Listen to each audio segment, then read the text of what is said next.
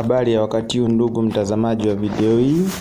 Siku hii ya leo nakuletea mafunzo jinsi ya kuingiza pesa kupitia soko la Binance. Soko la Binance lina njia nyingi ya kuingiza pesa. Kwenye soko la Binance linajihusisha na cryptocurrency ambazo tunasema ni fedha za kidijitali. Okay, leo nitawaonesha njia ya kwanza jinsi ya kuingiza pesa kupitia hizi cryptocurrency, ambapo huku kuna Bitcoin, kuna Ethereum na coin, zipo nyingi sana hizi coin. Okay, hapa itatakiwa uwe na app ya Binance ambayo kuna link hapo chini. Nimekuwekea hapo link chini, utaifungua.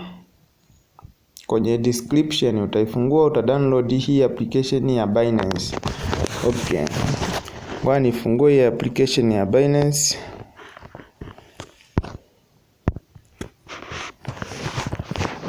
Okay, imefunguka kama hivi.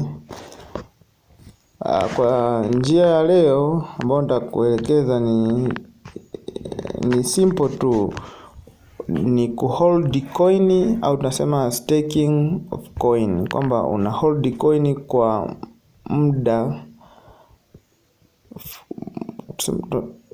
fulani, tuseme labda kwa wiki 3, mwezi, una hold hiyo coin na kuna asilimia ambayo inakuwepo kwa muda huo ambao unakuwa umehold hiyo coin.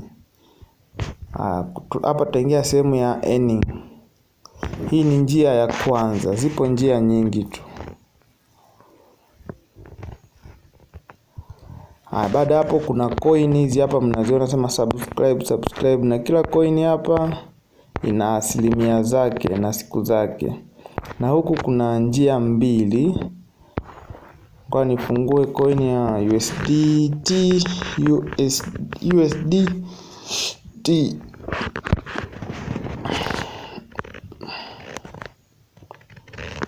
ambapo hapa kuna hii flexible na hizi ambazo wameandika 7 days na 21 days, ambapo hapa kila order inakuwa na asilimia zake.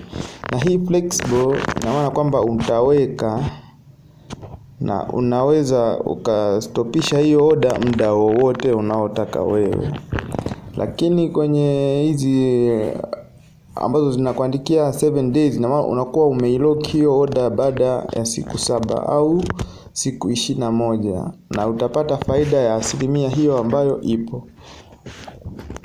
Kwa mfano ukiminya kwenye hii siku 7 ina asilimia 15 ambayo ndio hii imefunguka hapa. Utaingiza kiasi chako cha USDT ambacho unacho, utaconfirm. Mimi hapa ni sina available USDT, kwa hiyo order haiwezi ikaingia, ila kama una USDT 10, 20 unaweka order yako inafunguka. Baada ya siku 7 unapata faida ya asilimia 15. Kwa hiyo ndio njia ya kwanza ambayo ni rahisi tu, ambayo utakaoweza kuifanya hapa kwenye hili soko la Binance.